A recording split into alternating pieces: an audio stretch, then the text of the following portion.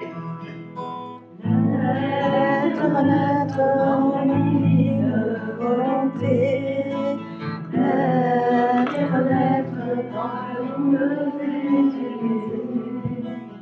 donc bonjour à chacune, à chacun. Nous sommes vraiment très heureux de nous retrouver pour un nouveau voyage sur l'océan de la divine volonté. Alors, nous voyageons toujours tome par tome et nous sommes toujours sous le voile du tome 28.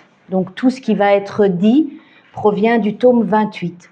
Et si vous vous rappelez, on avait déjà fait un premier voyage au mois de septembre sur le thème « Veux-tu savoir ce qui rend Dieu vivant dans le cœur des créatures ?» Et aujourd'hui, Jésus nous emmène donc sur l'océan de sa divine volonté sur le thème « Sais-tu ce que signifie unité de divine volonté ?»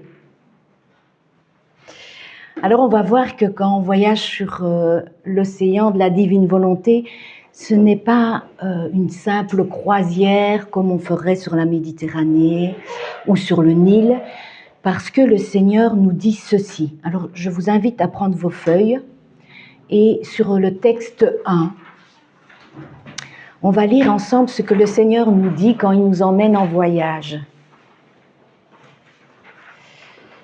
C'est dans le tome 14, le 6 novembre 1922. Il dit ceci. « Lorsque je révèle des choses à une âme, je donne en même temps. J'imprime dans l'âme les choses divines que je révèle. Oh, si seulement tu savais l'ampleur des vagues de grâce qui t'inondent lorsque je t'informe des effets de ma volonté. Tu en serais estomaqué, dit Jésus. Comme le ferait un peintre sur une toile, je peins sur ton âme les vives couleurs de ma volonté, ses effets et les immenses valeurs que je suis en train de te révéler. » Donc lorsque nous voyageons sur l'océan de la divine volonté, comme nous allons le faire aujourd'hui, Jésus est en train de peindre sur notre âme tout ce qu'il va nous révéler. Mais comme j'ai de la compassion pour ta faiblesse, je te supporte, et en te supportant, j'imprime davantage en toi ce que je dis, parce que si je parle, je passe en même temps à l'action. Si je parle, dit Jésus, je passe en même temps à l'action. Donc on peut s'imaginer avec notre âme devant le Seigneur et il va peindre tout ce qu'il va nous révéler pour le moment durant ce voyage. Et il va dire à la fin à Louisa, sois donc attentive et fidèle. C'est les deux choses qu'il demande. D'être attentive, parce que si on regarde à gauche et à droite, ça va être plus difficile pour le Seigneur de peindre dans l'âme. Donc sois attentive et fidèle, parce que si on part à gauche ou à droite, qu'on n'est pas là, le Seigneur ne pourra pas peindre dans notre âme. Donc ces deux mots, attentive et fidèle. Le reste, c'est le Seigneur qui travaille dans l'âme. Alors le plan de la méditation, c'est toujours le même pour le voyage. Le plan de route, le carnet de route, c'est la main de Dieu, son acte unique et les temps de l'histoire.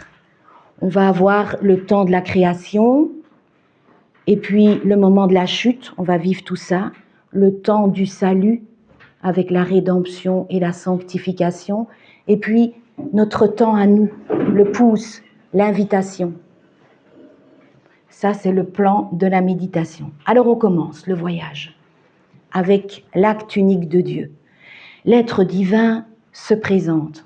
On ne monte pas dans un navire si le capitaine ne se présente pas à nous. On ne fait pas un voyage avec n'importe qui. Donc l'être divin commence toujours par se présenter.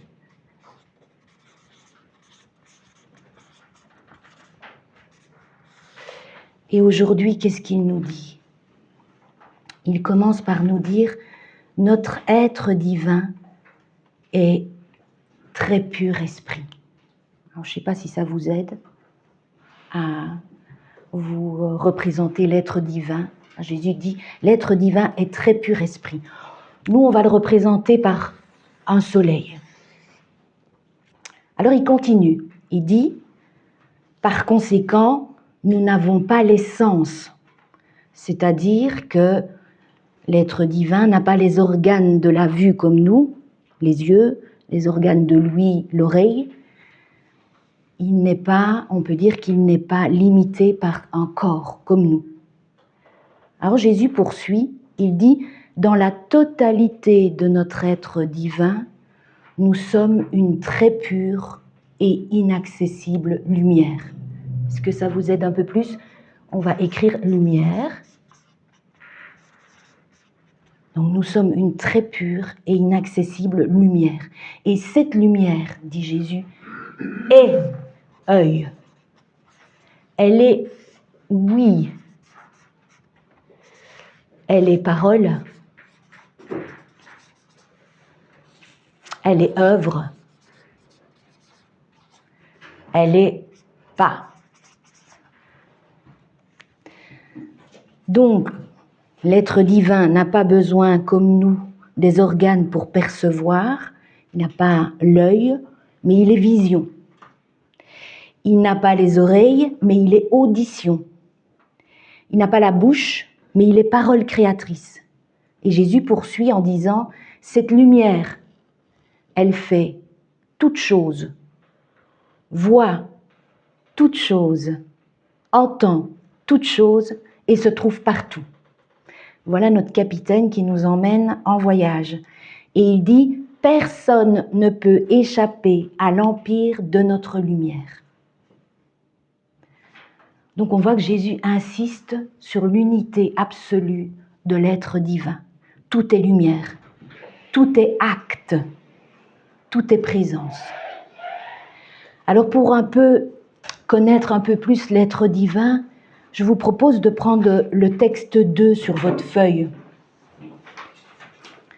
Le texte 2 vient du tome 36.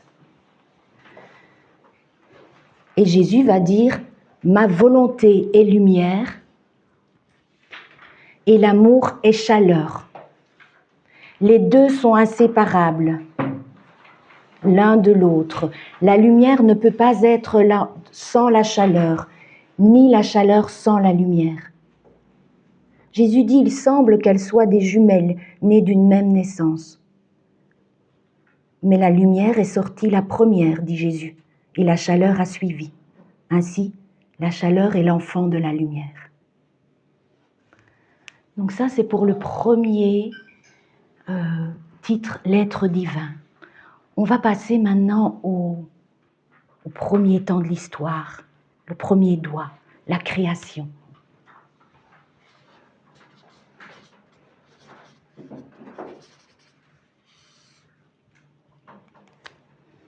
Jésus dit à Luisa, « Mon amour dans la création était exubérant, mais toujours envers l'homme. » Donc, le but de la création, c'était l'homme. On va dessiner l'homme, puisque tout le but de la création, c'est l'homme.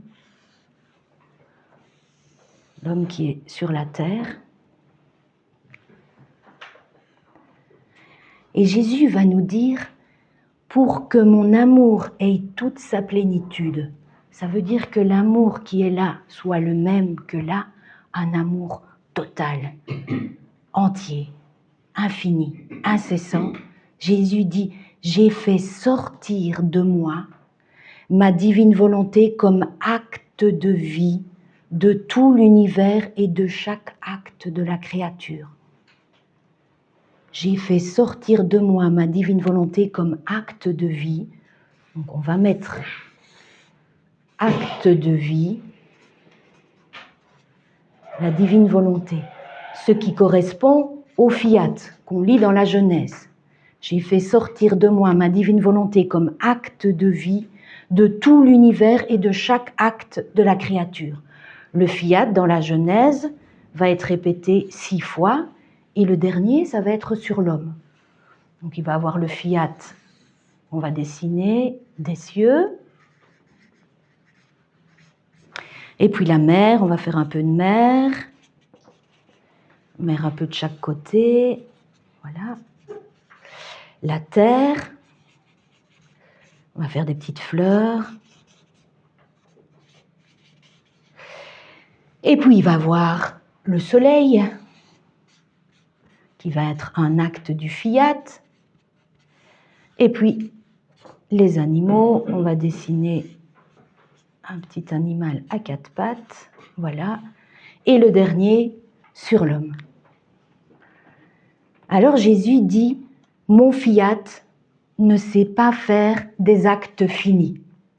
Ça veut dire que chaque acte est un acte de plénitude, d'amour plein.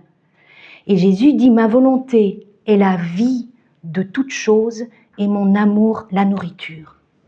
Donc si on peut retenir quelque chose, c'est ça. Ma volonté est la vie de toute chose et mon amour, c'est la nourriture. Rappelez-vous, elles sont sœurs jumelles. Quand il y a une, il y a l'autre.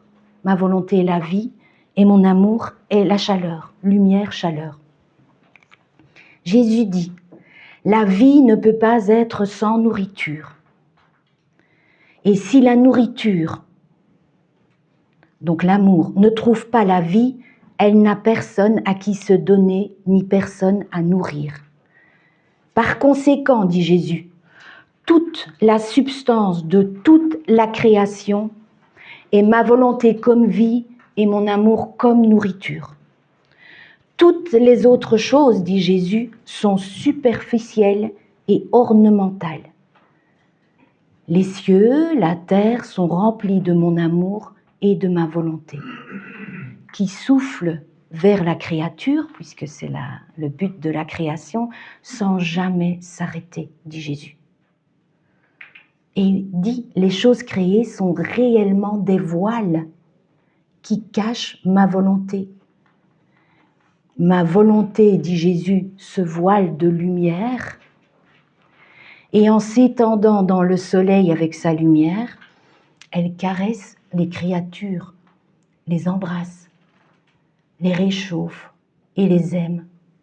Ma volonté, dit Jésus, s'étend dans le ciel et fait des étoiles ses yeux pour regarder la créature, pour rajouter des petites étoiles.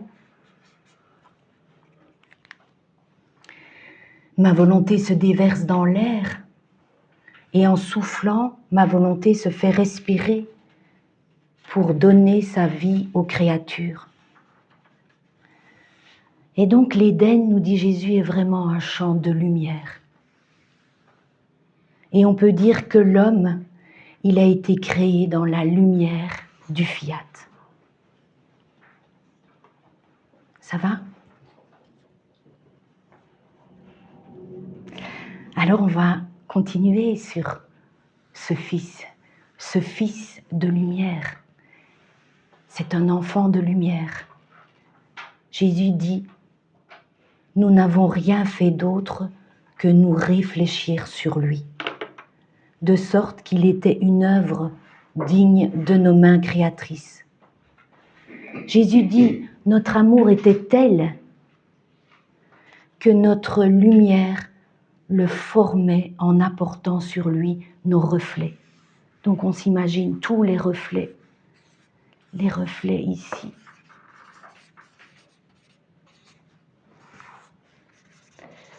Tous les reflets qui pleuvent sur l'homme. Et Jésus dit, alors que nos reflets pleuvaient sur lui, il arriva que soit infusé dans l'homme l'intelligence, la vue, l'ouïe, la parole, les battements de son cœur, le mouvement de ses mains et le pas de ses pieds. Et Jésus pose cette question, est-ce que tu vois ma fille ? avec quel amour l'homme a été créé.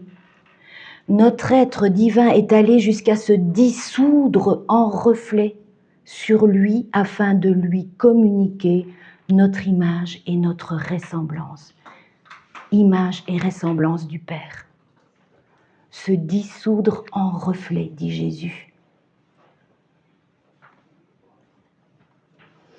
Et Jésus nous dit que le premier acte de vie de l'homme, donc son premier acte de vie, il dit « Mon amour en arriva au point que où tous les premiers actes accomplis par Adam furent l'œuvre de son Créateur. » La première palpitation, la première pensée, la première parole, en somme, tout ce qu'il aurait pu faire ensuite contenait nos premiers actes que nous avions accomplis en lui.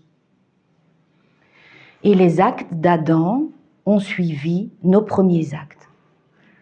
Ainsi, dit Jésus, lorsqu'il aimait, son amour venait de l'intérieur de notre premier acte d'amour.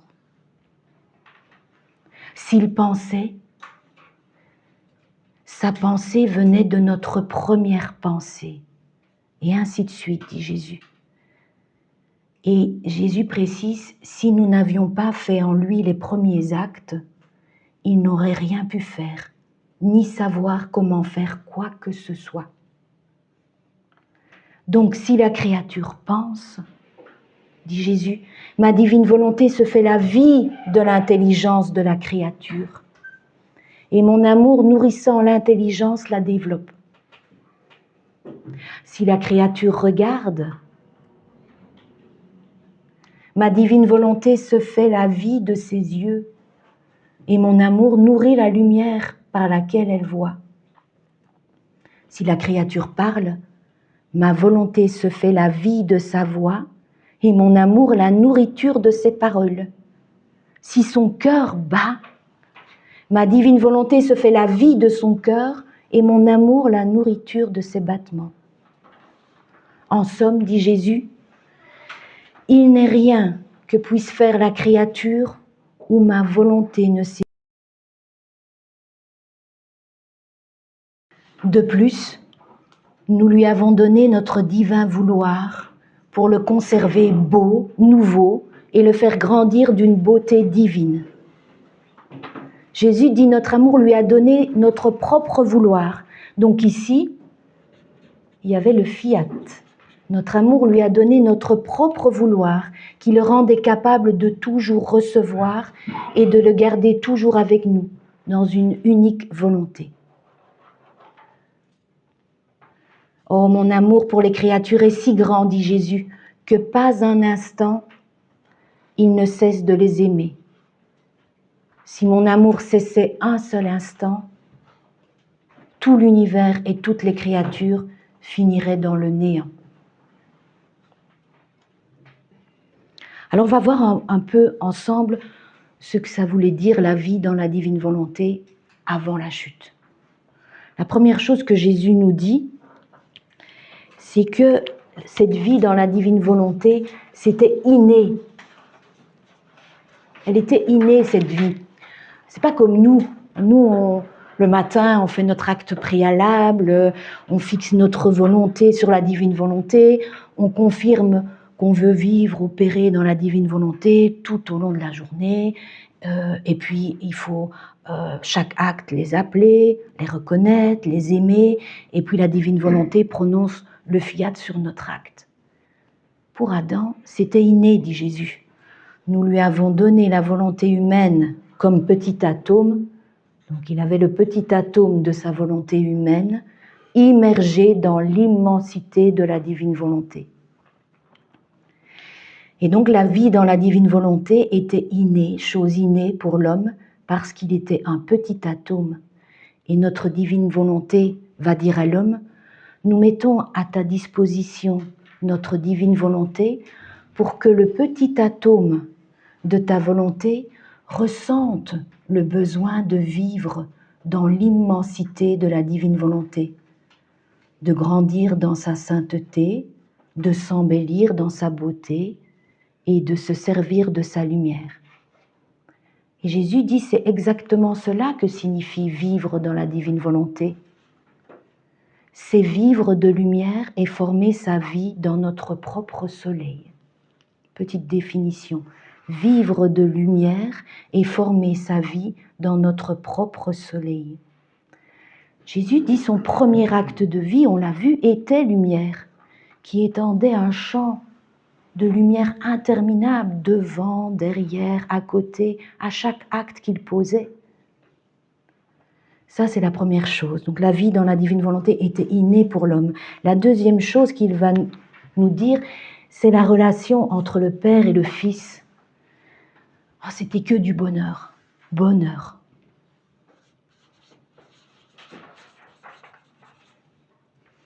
On ne peut pas comprendre encore ce bonheur-là.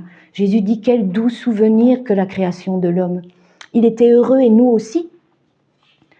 Nous goûtions le fruit du bonheur de notre œuvre.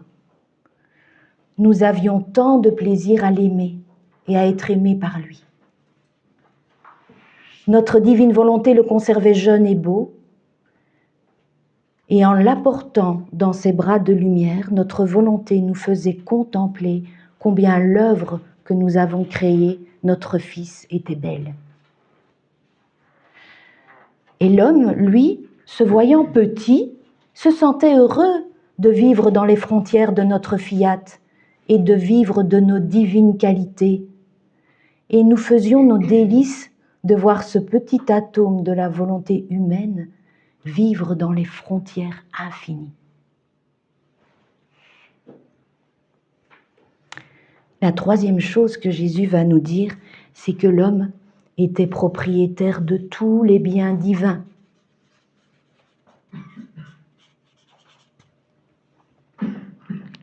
Il était comme notre Fils dans notre maison, dit Jésus, dans nos biens infinis. Et puisqu'il était notre Fils, il était aussi propriétaire de tous les biens, de la lumière, de l'immensité, de la pureté, de tous les biens. Dans un amour vrai, dit Jésus, on ne dit pas « ceci est à moi et ceci est à toi », mais tout est mis en commun. La quatrième chose, quatrième et dernière, Jésus va nous parler de l'unité qu'il existait, l'unité dans la divine volonté. Jésus nous fait remarquer, il nous dit « ma volonté est une », puisque c'est un acte unique, éternel, donc ma volonté est une. Bien qu'elle ait la vertu de dédoublement, elle se dédouble partout, elle se trouve à chaque instant en toute chose et en chaque acte, de telle sorte que chacun, dit Jésus, peut l'avoir pour soi-même, dans ses propres actes, dans sa propre vie. Mais ma volonté ne perd pas son unité, elle est toujours une. Et avec sa force singulière, elle maintient l'union, l'harmonie, l'ordre, la communication et l'inséparabilité là où elle règne et garde toute chose en elle-même en un acte unique. Donc Jésus dit, l'acte est un, ma volonté est une, mais elle s'étend partout, comme la lumière au fait. Elle s'étend partout, sans laisser ne serait-ce qu'un atome des choses créées qui soit privé de sa vie opérante et vivifiante. Et pour bien comprendre cette unité de divine volonté, il va nous donner l'image du corps, où la tête est Dieu. Il dit, tout comme la création, la créature est un membre de Dieu. Tant qu'elle reste unie à Dieu, elle participe à toutes ses qualités. Mais Jésus dit, qui maintient la soudure de cette union ? Qui maintient en permanence et en pleine force ce membre de la créature attaché au Créateur ? C'est ma divine volonté. Ma divine volonté est le lien d'union, la communication de la chaleur et du mouvement, qui rend sensible en chaque mouvement la vie de son Créateur. Et Jésus parle du sang pour nous donner l'image du sang. Plus que le sang, ma divine volonté met en mouvement dans ce membre la sainteté, la force, l'amour et la bonté. Bref, toutes les qualités de son Créateur. Voilà, ça c'est pour la création de l'homme. Alors on arrive au deuxième doigt qui va être le temps de la chute du Fils. Ce Fils de lumière va tomber et devenir un fils des ténèbres. On va l'enfermer comme ça. Jésus dit, le bonheur de l'homme et notre joie de l'avoir créé furent brefs. Cet atome de la volonté humaine n'a pas voulu vivre de la divine volonté, mais de lui-même. On peut dire que l'homme a réprimé notre volonté pour vivre dans la sienne. Il l'a étouffée. Et Jésus dit, nous fait remarquer que peu importe son désir de sortir de notre volonté, il n'a pas pu trouver le moindre espace où aller, parce qu'il n'existe pas de lieu où notre volonté ne se trouve. Tout est divine volonté, rappelez-vous. Donc il n'avait nulle part où aller. Ainsi, tout en étant dans notre divin fiat, dit Jésus, il vivait comme s'il n'y était pas. Et il vivait volontairement de ses propres misères, de ces ténèbres que lui-même formait. Il rentre vraiment dans la prison de sa volonté humaine. Alors Jésus va nous expliquer les conséquences de cette rupture avec l'acte de lumière. L'homme va changer d'apparence. Donc de lumière, il va passer à un fils des ténèbres. Jésus dit, lorsque l'homme sortit de ma divine volonté, l'acte continu de vie en lui mourut, ce fiat. La sainteté qui toujours grandit mourut dans l'homme. La beauté qui jamais ne cesse afin de rendre toujours plus beau mourut elle aussi. Ainsi que l'amour inépuisable qui jamais ne dit c'est assez et veut toujours donner, tout ça va mourir, dit Jésus. Plus encore, en rejetant ma divine volonté, c'est l'ordre qui mourut.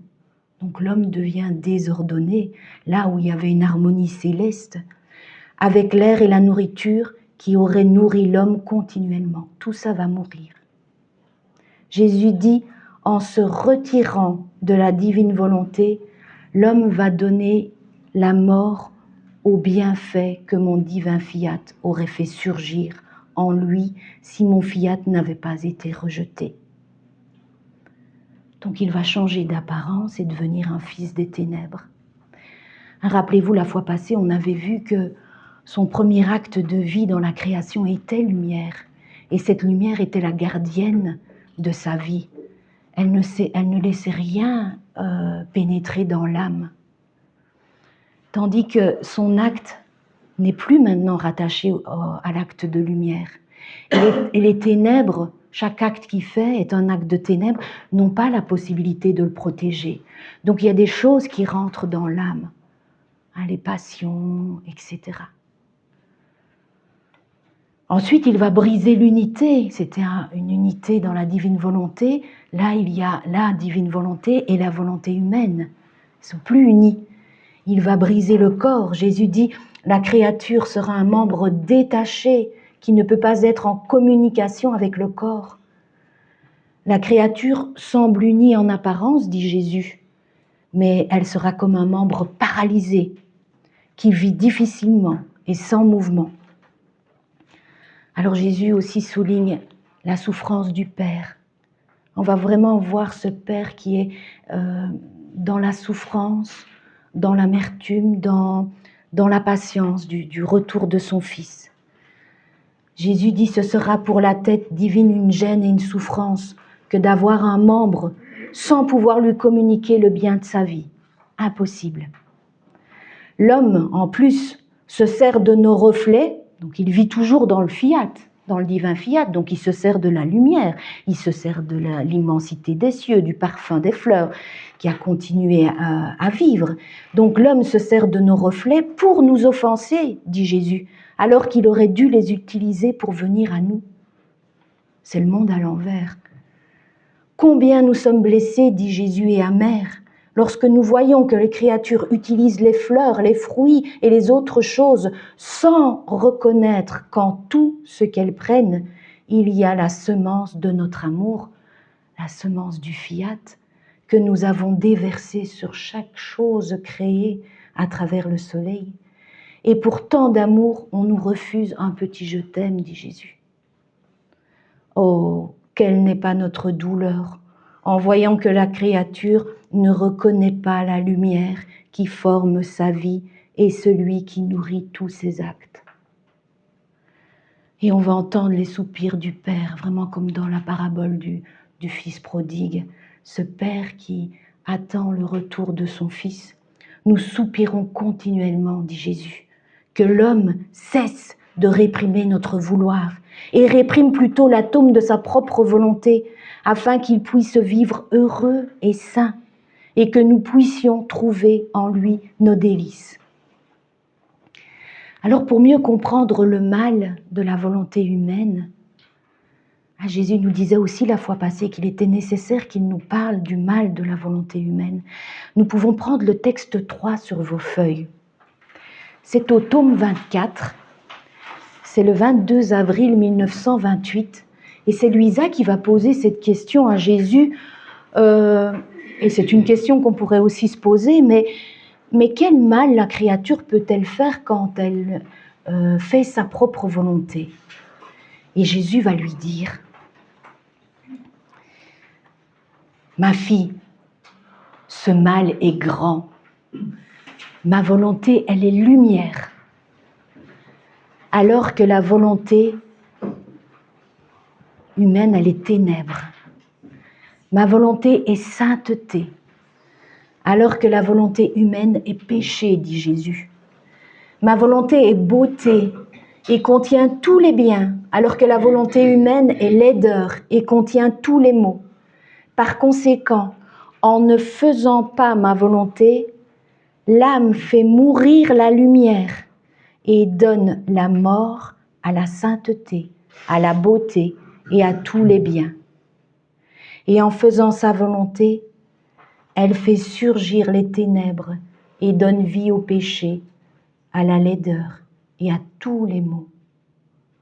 Et pourtant, faire sa propre volonté ne semble rien aux créatures, alors qu'elles se creusent elles-mêmes un abysse de maux qui les conduit au précipice.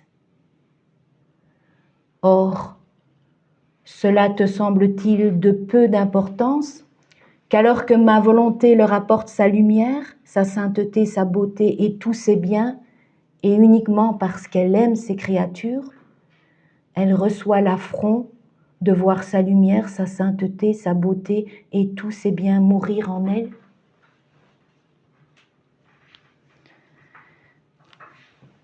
Voilà, ici on va clôturer donc la chute de l'homme, et heureusement notre Père est miséricordieux, donc nous allons avoir le plan du salut. Et après le plan du salut, on fera une petite pause.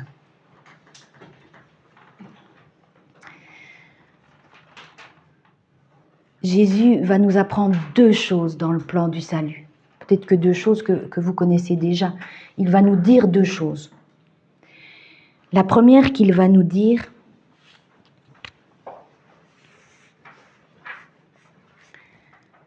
il dit, quand il y a, là où il y a eu la mort d'un bien, donc comme pour la chute de l'homme, il y a eu la mort de l'acte continu de vie divine en lui, c'est la mort du bien. Donc là où il y a eu la mort du bien, Jésus dit, il faut le sacrifice de la vie pour faire renaître ce bien. Donc il faut le sacrifice d'une vie pour faire renaître ce bien. Pardon. C'est la première chose. Et Jésus explique, c'est pourquoi, lorsque j'ai voulu renouveler le monde et donner un bien aux créatures, donc le Père miséricordieux veut nous rendre ce bien perdu. aux hommes et il dit « J'ai demandé avec justice et sagesse le sacrifice de la vie ». Alors on va commencer par l'Ancien Testament. Dans l'Ancien Testament, il va y avoir le sacrifice du fils d'Abraham. J'ai demandé à Abraham qu'il me sacrifie son fils unique, ce qu'il a fait, et c'est moi qui l'en ai empêché. Jésus dit dans ce sacrifice qui coûtait à Abraham plus que sa propre vie, s'est levée la nouvelle génération, d'où devait descendre le divin libérateur et rédempteur qui allait faire renaître le bien dans les créatures. Qui allait faire renaître le bien dans les créatures. Ensuite, Jésus nous dit, donc il y a Abraham ici. Ensuite, Jésus nous dit un peu plus tard, il va y avoir le sacrifice de, peut-être un peu plus difficile ça, il va y avoir le sacrifice de Jacob avec Joseph. Alors, c'est vrai que Joseph n'est pas mort, dit Jésus, mais aux yeux de Jacob, il l'était. Et Jésus dit, c'est le nouvel appel qui s'élevait à nouveau dans ce sacrifice. Le libérateur céleste demandait que renaisse le bien perdu. C'est une vie divine qui doit renaître, hein, le bien perdu. Et puis, au temps de la rédemption, le Verbe de Dieu va se faire chair. Et Jésus dit, c'était aussi la même chose pour ma venue sur la terre. Je voulais mourir. Avec le sacrifice de ma mort, j'appelais la renaissance de toutes ces vies et du bien que la créature avait fait mourir. Et je voulais ressusciter pour confirmer la vie du bien et la résurrection de la famille humaine. Oh, et Jésus dit, quelle grande offense que de faire mourir le bien. Elle est si grande que le sacrifice d'autres vies est nécessaire pour le faire renaître. Et Jésus nous donne aussi la comparaison avec un père et une mère ici sur la terre. Il dit quand un père et une mère ont fait sortir leur enfant de leurs entrailles, ils vont être prêts à faire tous les sacrifices pour quand l'enfant va prendre son envol, qu'il puisse avoir l'héritage des parents. Et Jésus dit, mais le Père Céleste, encore bien plus, pour nous rendre cet héritage de l'acte continu de vie en nous, les folies d'amour qu'il est capable de faire. C'est ce qu'il nous décrit pour le moment. Après, au temps de la sanctification, que nous ne connaissons pas encore bien ce temps de la sanctification, c'est-à-dire la vie de la divine volonté alors que nous sommes toujours sur la terre. La vie selon le plan de Dieu que nous avons décrit au début dans la création, alors que nous sommes toujours ici. C'est ça que le Seigneur veut. Et il dit, avec ma rédemption et le sacrifice de ma mort, comme la divine volonté ne régnait pas dans la créature, tout le bien n'était pas ressuscité dans l'homme. C'est pourquoi, dit Jésus, je suis resté dans la petite hostie sacramentelle. Le sacrifice du Fils unique. Afin de naître dans l'hostie sacramentelle, Jésus dit, afin de naître, de vivre et de mourir, quoique de façon mystique, pour que tout le bien puisse renaître dans les créatures, ce bien que l'homme avait rejeté en se retirant de notre divine volonté. Et Jésus dit, en quittant la terre, j'ai dit, je vais au ciel et je reste sur la terre dans le sacrement. Je me contenterai d'attendre des siècles. Je sais que cela me coûtera beaucoup, dit Jésus. Les offenses inouïes ne me manqueront pas, plus encore peut-être que durant ma passion. Mais Jésus nous dit, je m'armerai de patience, et de cette petite hostie, j'accomplirai l'œuvre, je ferai régner mon vouloir dans les cœurs. Donc ça, c'est la première chose que Jésus nous dit. il vient nous rendre ici la semence du fiat, la semence d'amour, la semence du fiat, la semence de l'acte continu dans l'acte de la créature. Mais la deuxième chose que Jésus va nous révéler sur le plan du salut, c'est que même s'il est le divin semeur, qui est un semeur inépuisable, il dit « le semeur ne sème pas s'il n'y a pas de terrain ». Donc la deuxième chose qu'il veut, c'est la terre de nos actes, la terre des actes.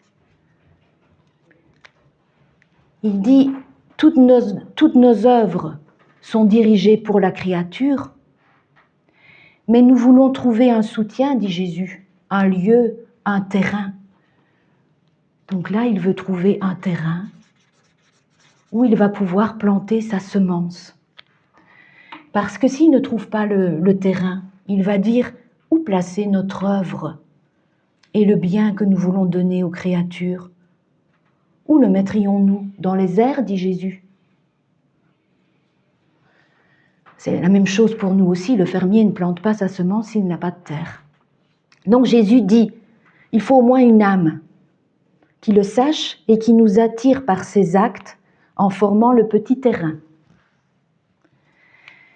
Ça, c'est la chose qu'il faut. Et puis, il faut le céleste semeur. Donc, Jésus dit, c'est un travail ensemble. Il y a le Créateur et la créature. Il faut un travail des deux côtés. La créature qui va se préparer par ses petits actes à recevoir et Dieu qui donne. Alors, de nouveau, Jésus va nous montrer qu'on va revoir ça dans l'Ancien Testament.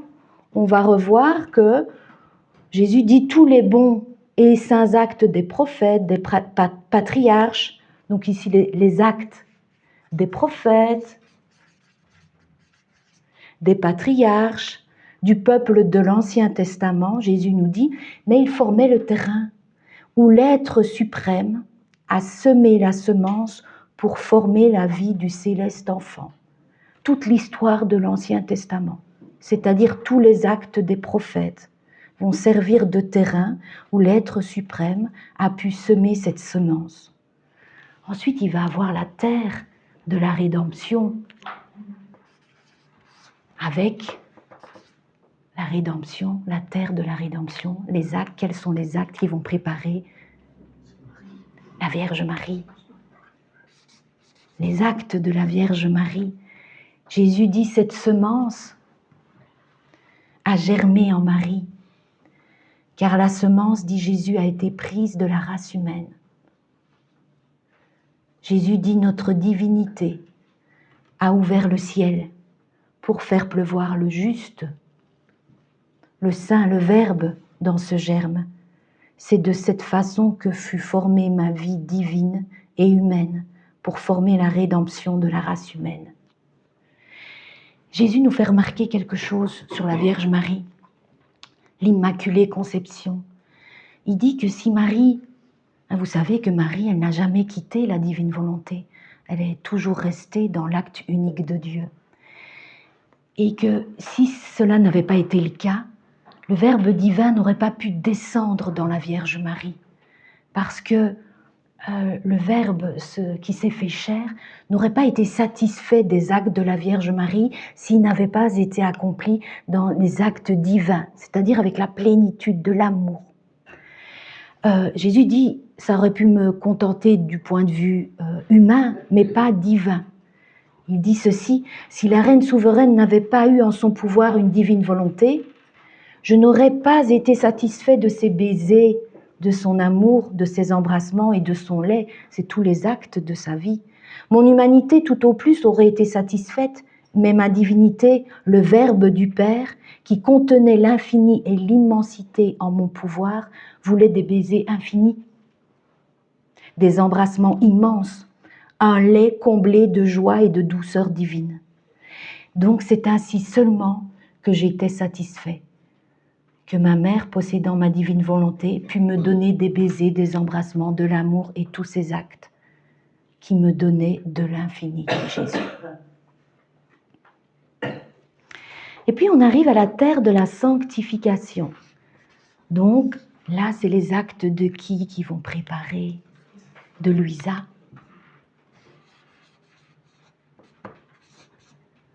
C'est-à-dire la venue du règne sur la terre comme elle est au ciel. Jésus dit à Louisa, « Je suis en toi pour conduire tous tes actes dans ma divine volonté, parce que je ne veux pas qu'un seul de tes actes, même le plus petit, ne soit noble et divin et ne porte le sceau de mon divin fiat. Je veux voir mon fiat palpiter dans tes actes, dit Jésus. Voici toute mon attention, former le premier exemplaire de l'âme qui doit vivre dans mon divin vouloir. » Donc Louisa, elle n'est pas comme la Vierge Marie, l'Immaculée Conception. Elle est comme chacun de nous. Et pourtant, Jésus va la choisir et elle va être le premier exemplaire à vivre, qui doit vivre dans le divin vouloir, dit Jésus. Et Jésus lui dit, uni à mon sacrifice, donc il y a le sacrifice d'une vie, uni à mon sacrifice, j'ai demandé le sacrifice de ta vie pour que renaisse le royaume de ma divine volonté parmi les générations humaines. Par conséquent, dit Jésus, sois uni avec moi au sacrifice pour une cause si sainte et pour le juste triomphe de ma volonté qui va régner et dominer.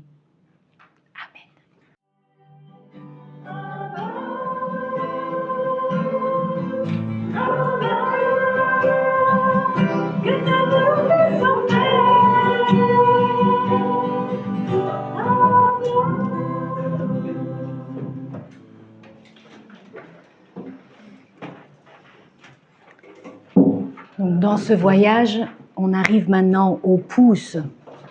Le pouce, c'est l'invitation à vivre le royaume de la divine volonté en nous. C'est la venue du royaume de la divine volonté sur la terre comme elle est au ciel. C'est-à-dire le retour du projet de Dieu comme il l'avait dans la création. Jésus dit à Louisa, avoir des créatures créées par nous, nos propres enfants bien-aimés, dans notre propre demeure, c'est-à-dire cette demeure de lumière, les nourrir de notre propre nourriture, cette nourriture d'amour, et les revêtir de vêtements royaux, des vêtements lumineux, nobles, et de leur donner la jouissance de nos propres biens, de toutes les qualités divines. Alors la question qu'on pourrait se poser, ah oui Seigneur, ça m'intéresse, mais quand? Quand est-ce que le royaume de la divine volonté va venir sur la terre comme elle est au ciel? C'est la même phrase que les apôtres vont poser dans les actes des apôtres. Ils vont dire, Seigneur, est-ce en ce temps que tu réaliseras le royaume d'Israël? Et Jésus nous explique. Il dit, lorsque notre infinie sagesse doit donner un bien aux créatures, donc ici c'est le retour de l'acte unique de Dieu dans la créature de l'homme, Jésus dit, elle ne calcule pas en temps, mais elle va calculer les actes des créatures. Car les jours, dit Jésus, et les années n'existent pas devant la divinité, uniquement un jour unique et éternel. Par conséquent, dit Jésus, nous ne mesurons pas le temps, mais nous comptons les actes accomplis par les créatures. Seuls, dit Jésus, les actes déterminent ce qui fait venir le bien et non le temps.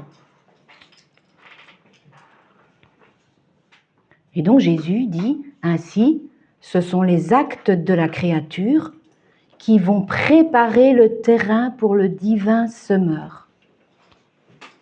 Donc c'est le nombre d'actes de la créature qui va préparer la venue du royaume sur la terre. Mais pas n'importe quel acte. Jésus va nous expliquer qu'il y a différents actes dans la créature. Jésus dit chacun des actes de la créature possède sa semence selon la façon dont il a été accompli. Alors pour nous aider, il prend la semence de la fleur. Quand on a une semence de fleur, on la plante, ça donne une fleur. Quand on prend la semence du fruit, on la plante, ça donne un fruit. Et la semence de fleur ne donne pas un fruit, et la semence du fruit ne donne pas la fleur. Jésus dit, chaque semence va donner selon la nature de la semence. Et il va dire, tels sont les actes des créatures. Donc il continue pour qu'on comprenne bien. Si dans l'acte que nous faisons, il y a un bon dessein pour Jésus, eh bien Jésus dit, on verra la semence de bonté dans cet acte. Si dans l'acte que nous faisons, il y a une sainte raison pour plaire à Jésus, Jésus dit dans cet acte, il y aura la semence pour me plaire. Si il y a dans l'acte une raison pour m'aimer, eh bien, dans cet acte, il y aura la semence pour m'aimer. Jésus dit ces semences ne sont pas des lumières, mais elles spécifient laquelle sera fleur, fruit, petite plante, etc. Et Jésus dit, du coup, je ressens l'hommage de la fleur et du fruit, mais non l'hommage du soleil que peut me donner les actes des créatures. Donc Jésus dit, ces actes avec la semence de bonté, de sainteté, ce sont des actes de créatures qui vont donner à Jésus l'hommage de la semence qu'ils contiennent, bonté, sainteté, etc. Mais ce ne sont pas des actes divins.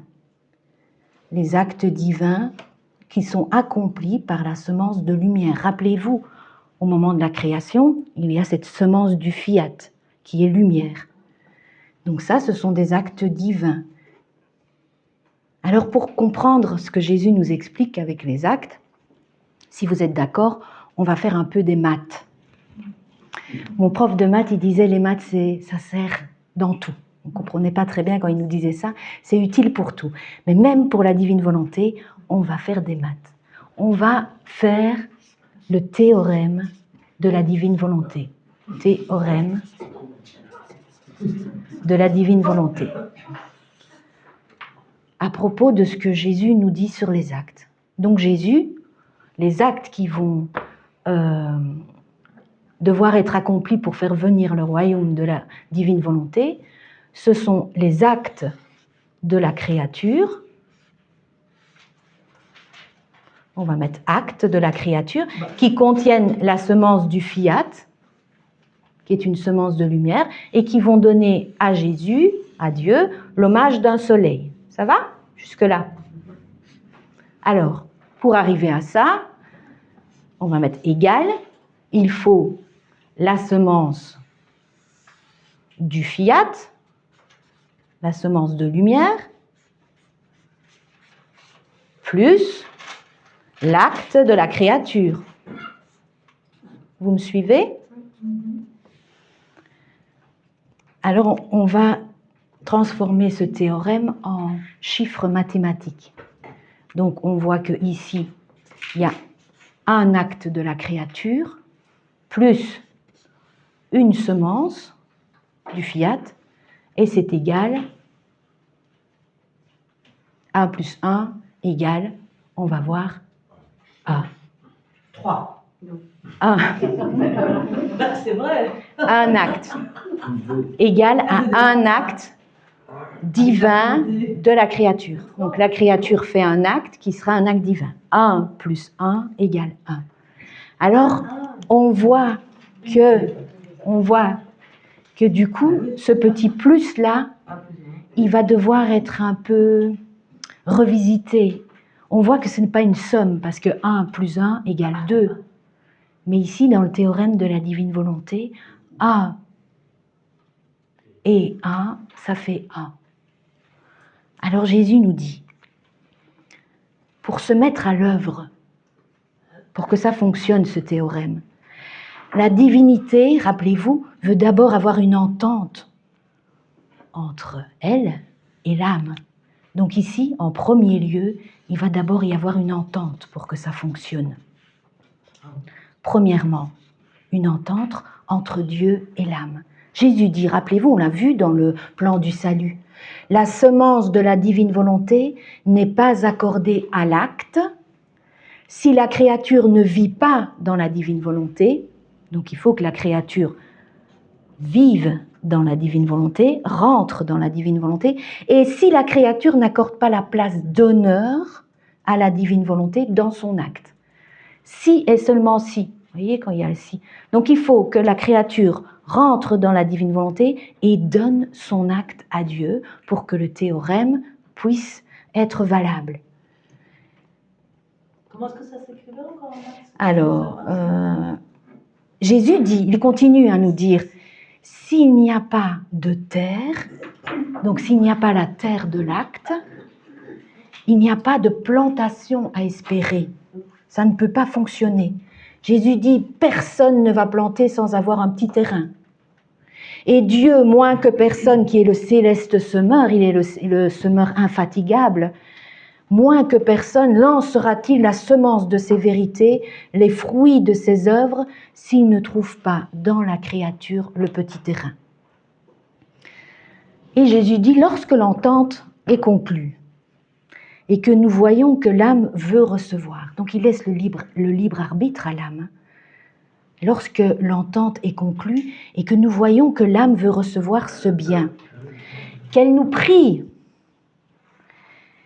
et qu'elle forme pour nous le terrain où placer le bien, c'est-à-dire ses actes, qu'elle nous donne ses actes, alors avec amour, nous le donnons. Sinon, ce serait exposer nos œuvres inutilement.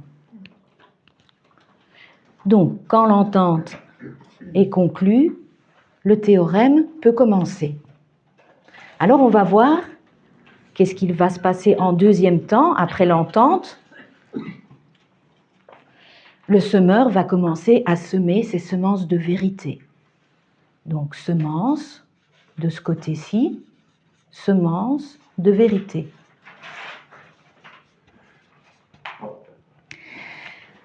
Ce sont les connaissances du livre du ciel, les semences de vérité. Et Jésus dit,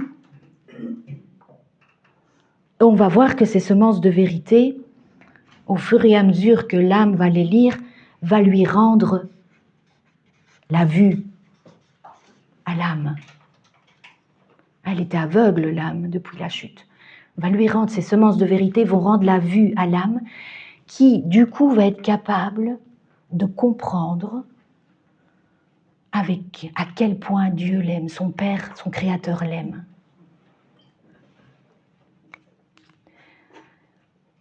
Il va rendre l'intelligence à l'âme. Et Jésus dit, comme il nous rend la vue, il dit, regarde autour de toi, toutes les choses créées sont remplies de ma divine volonté, qui est restée en elle, donc dans ces choses créées, pas pour nous, dit Jésus. Nous n'en avons pas besoin.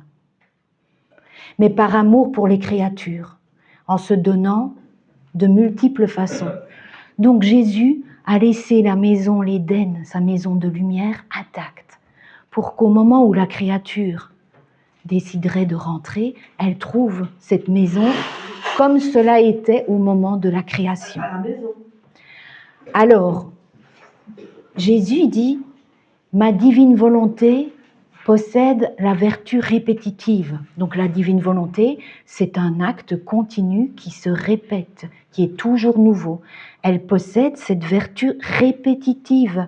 Donc, toutes les choses créées qui demeurent dans mon vouloir, toutes les choses créées sont restées dans la divine volonté, sauf l'homme.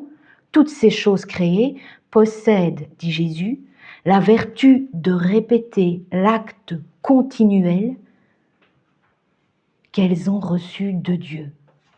Et elles donnent chaque jour l'acte aux créatures.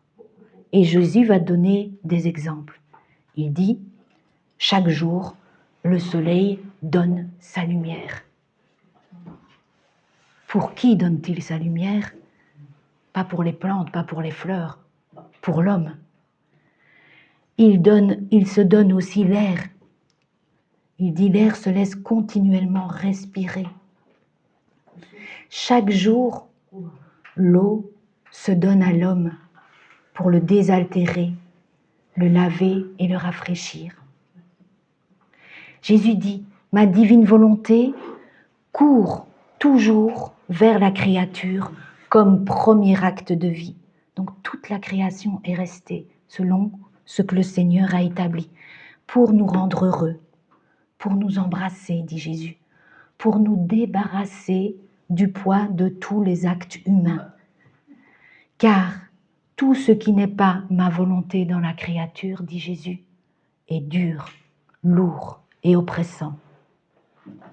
Ma volonté, dit Jésus, va vider la créature de tout ce qui est humain et rend tout léger par son souffle. Je respire la vie de Dieu. Je reçois la lumière de la vie de Dieu, son amour en plénitude. Tous ces actes que la créature va faire va la libérer de tout ce qui est lourd, de tout ce qui est oppressant, qui vient de notre volonté humaine, qui n'est pas accordée, qui ne suit pas ce théorème. Donc, ces semences de vérité vont nous rendre la vue, qui va nous rendre capables de comprendre l'intelligence, qui va nous rendre l'intelligence et on va être capable de voir l'amour de Dieu partout.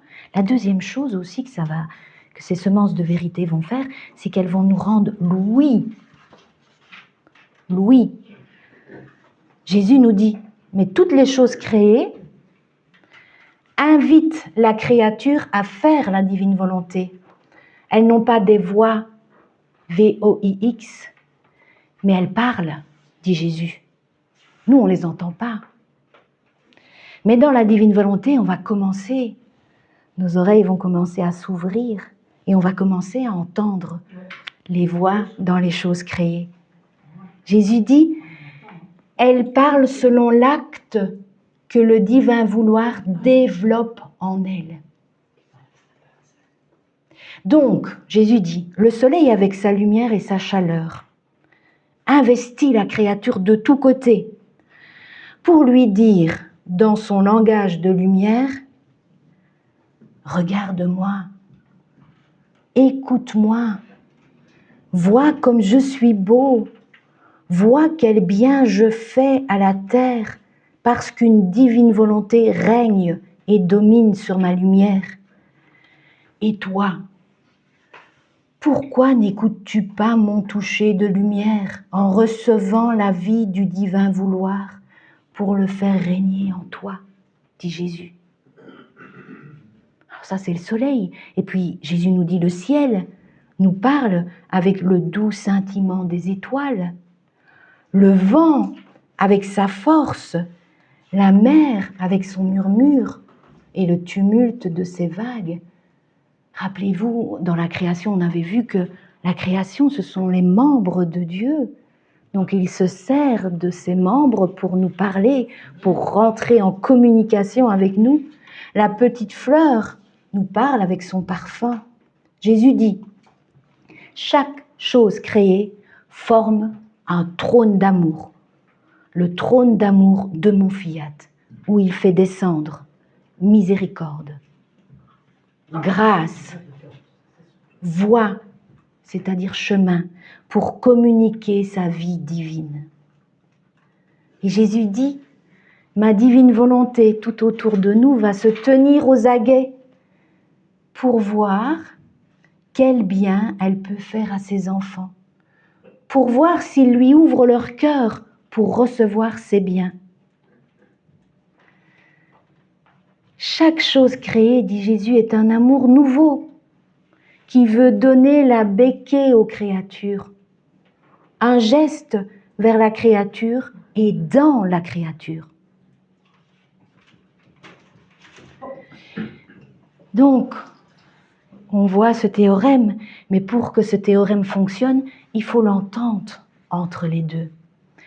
S'il n'y a pas d'entente, c'est-à-dire s'il n'a pas le désir de le recevoir, la reconnaissance de l'acte, Jésus dit « malgré que tous ces actes soient répandus sans arrêt sur la tête des créatures, nos actes ne sont pas pris par les créatures. Et les créatures ne reçoivent pas le fruit de nos actes continuels. Elles vont recevoir le fruit de ces actes continuels que si elles les reconnaissent, les implorent et veulent les recevoir. Sinon, dit Jésus, elles ne reçoivent rien. Et pour qu'on comprenne ça, il va donner l'exemple du soleil. Il dit c'est la même chose avec le soleil. Si la créature ne sort pas à l'extérieur de sa maison pour jouir du bien de sa lumière continuelle, la créature ne reçoit pas tout le bien de sa lumière. Elle va recevoir les biens seulement si elle sort à l'extérieur. Et donc Jésus nous dit ça.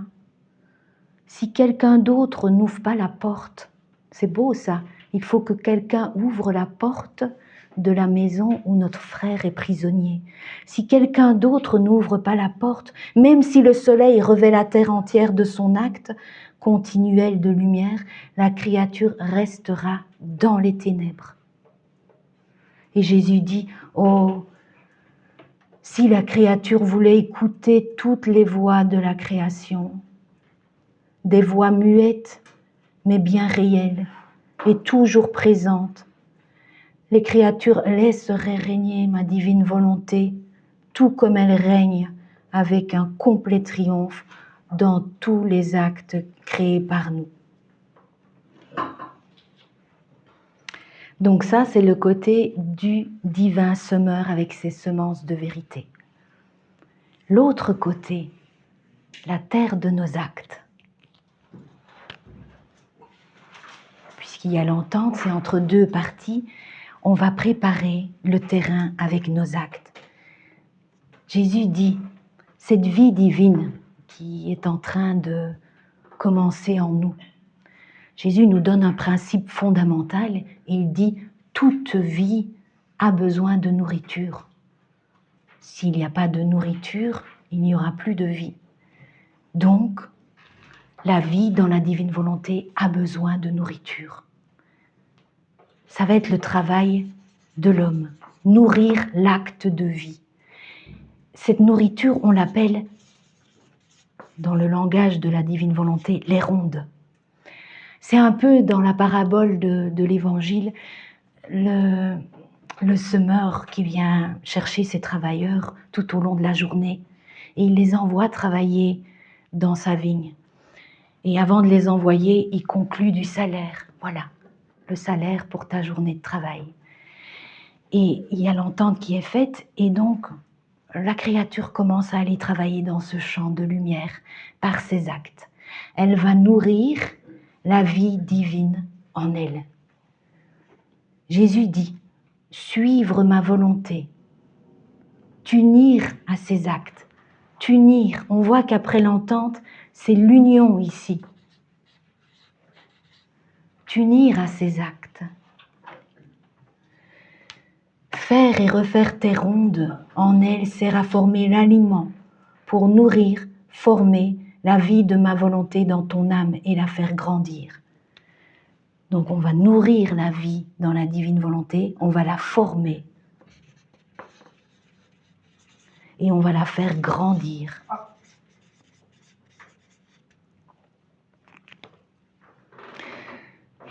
Alors Jésus nous parle des rondes, les rondes qui vont former l'aliment pour nourrir la vie du fiat. Lorsque tu continues tes actes dans ma divine volonté, tu viens à former en toi la vie de ma divine volonté. En répétant tes actes, tu fais grandir cette vie et tu la nourris. Et on va voir que seuls les actes dans le fiat forment la vie dans la divine volonté. Les actes de la créature, on l'a vu au début, ne nourrissent pas cette vie divine. C'est un petit hommage, mais ce n'est pas un acte qui donne le soleil à Jésus. Pour nourrir cette vie divine en nous, il faut des actes accomplis dans la divine volonté. Jésus dit, ma volonté ne sait pas comment se nourrir des autres actes, si ce n'est les actes accomplis dans notre vouloir. Donc Jésus dit, par l'union des actes de la créature à ma divine volonté, ma volonté forme sa naissance de lumière pour former sa divine volonté dans la créature. Naissance de lumière ici. Donc on voit que ce sont les nombres d'actes réalisés dans la divine volonté qui vont faire venir le royaume de la divine volonté sur la terre.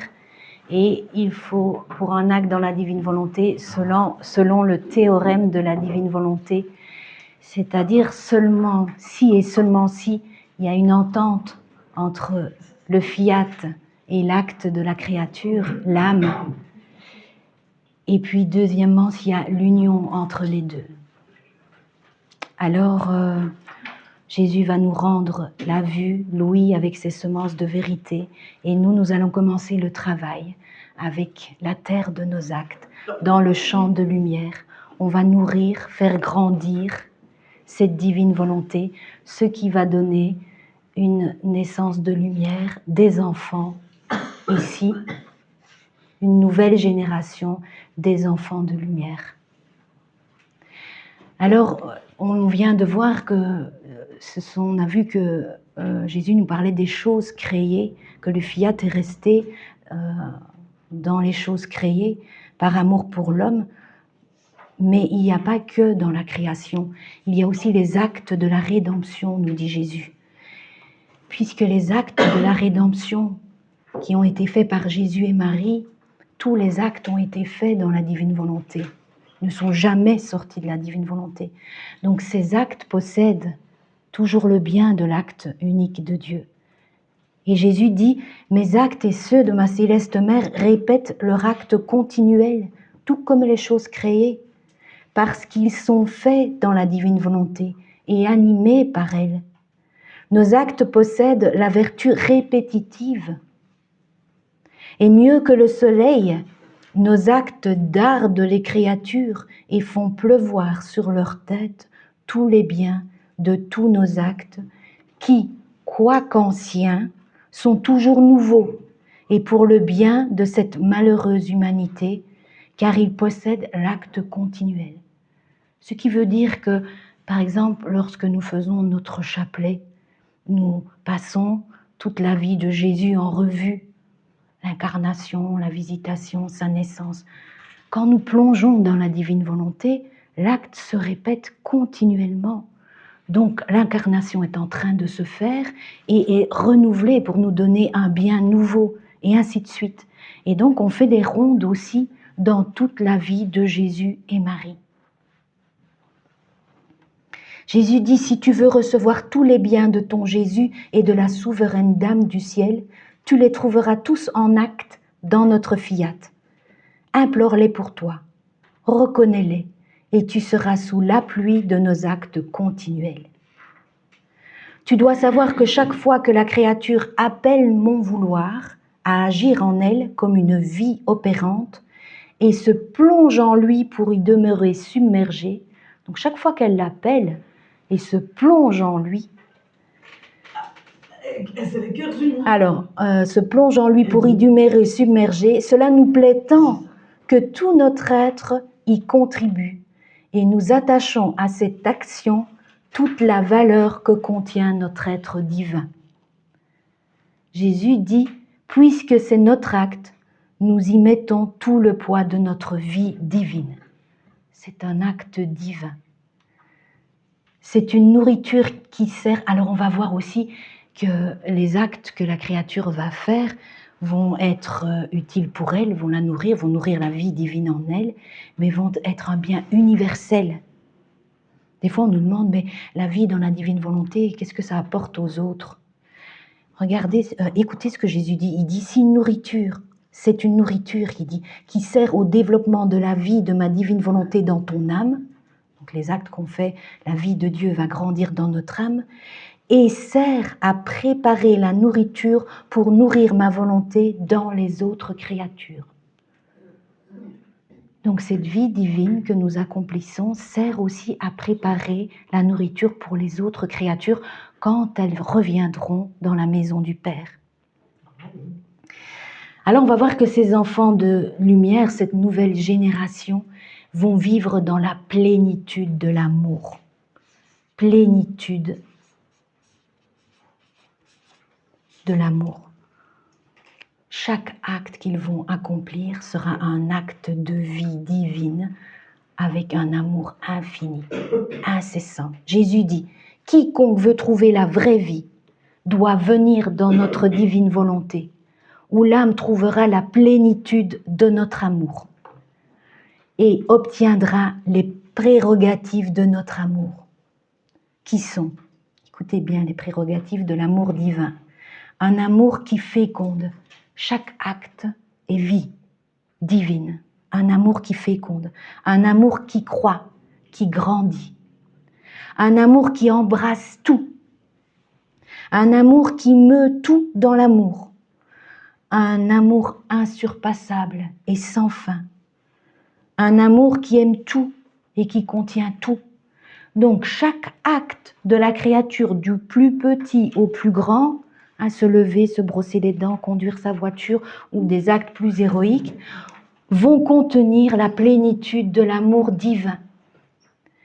Jésus dit, on monte, les merveilleuses surprises qui se produisent lorsque la créature entre dans notre divine volonté sont enchanteresses et prodigieuses. Lorsque la créature entre dans notre vouloir, c'est notre vouloir qui s'approche. C'est vraiment la parabole du fils prodigue. Le fils rentre à la maison et il y a le père qui le voit au loin et qui s'approche du fils. Lorsque la créature entre dans notre vouloir s'approche de la créature. Il n'existe rien de plus grand, de plus saint, de plus beau, de plus prodigieux que l'action de mon vouloir dans la petitesse de la créature. Il n'existe rien de plus beau, de plus grand, de plus enchanteresse que cette union entre l'acte de Dieu et l'acte de la créature. Et Jésus dit, puisque mon vouloir est infini, donc c'est un acte qui est infini, Dieu ne sait pas faire des actes finis. Puisque mon vouloir est infini et qu'elle n'a pas la possibilité, la créature, d'enclore l'immense et l'infini, la créature prend autant qu'elle le peut. Elle prend. Autant qu'elle peut en contenir, jusqu'à ce que mon vouloir déborde, dit Jésus.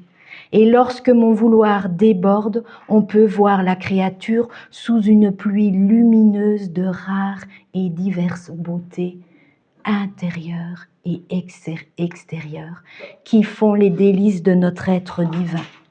Donc la créature prend, et quand elle ne sait plus prendre, ça déborde à l'intérieur et à l'extérieur. Voilà. Alors Jésus dit, la petitesse humaine, en vertu de notre fiat qui la remplit, est transmuée dans les beautés de nos divines qualités, lesquelles ont la force de nous ravir et de nous faire ressentir nos joies très pures et notre inexprimable bonheur dans la créature. Donc il va y avoir ici une transmutation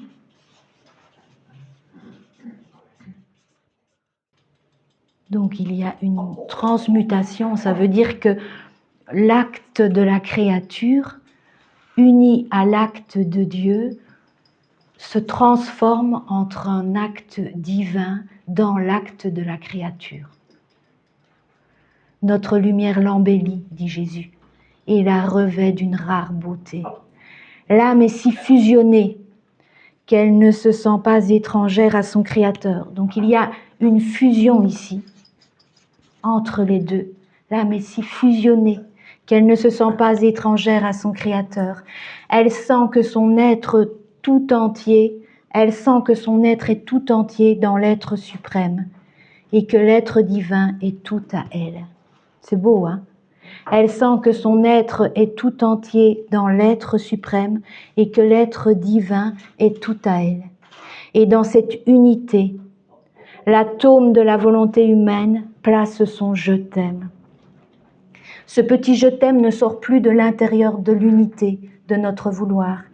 Et en restant là, le « je t'aime » se diffuse tellement dans l'orbite du fiat qu'il ne fait plus que suivre partout la divine volonté. Et c'est la même chose pour tous les autres actes que la créature propose de faire dans notre volonté. Et Jésus dit, vois-tu ce que signifie unité de divine volonté? C'est le voyage qu'il fait avec nous. Il voulait nous faire montrer ce que ça signifiait unité de divine volonté et en même temps inscrire cette unité en nous. Il dit, vois-tu ce que signifie unité de divine volonté? Cela signifie que tout ce qui est beau, bon et saint vient de l'intérieur de cette unique volonté. Dans cette unique divine volonté qui est nôtre, une est son unité, un est son acte. Mais tout en étant un, la volonté, l'unité et l'acte s'étendent partout comme la lumière. Ainsi, quiconque vit dans notre divin vouloir se fusionne dans notre unité. Et tout ce qu'il fait ne sort pas de nous, mais demeure en nous. Ceux qui seront en dehors de la maison, par contre, Jésus dit, pour quiconque vit à l'extérieur de notre divin vouloir, Jésus dit, nous ressentons la douleur de ces actes arrachés à notre volonté. Et comme cette âme enlève ces actes, elle ne les retourne pas parce que sa volonté n'est pas une avec notre divine volonté. Il n'y a pas cette union entre l'acte de la créature et Dieu. Donc elle ne retourne pas son acte avec son petit « je t'aime » vers Dieu. Par conséquent, dit Jésus, la grande différence pour l'âme qui vit en dehors de notre fiat est que tous ces actes sont divisés, brisés, non fusionnés ensemble. Ainsi, cette âme n'aura pas le plaisir de ressentir en elle la plénitude de la lumière, du bonheur, ni de tous les biens. Mais tout ne sera que misère, faiblesse et manque de lumière, dit Jésus. Alors on va terminer par cette phrase de Jésus. Il dit « Ce que je veux de toi,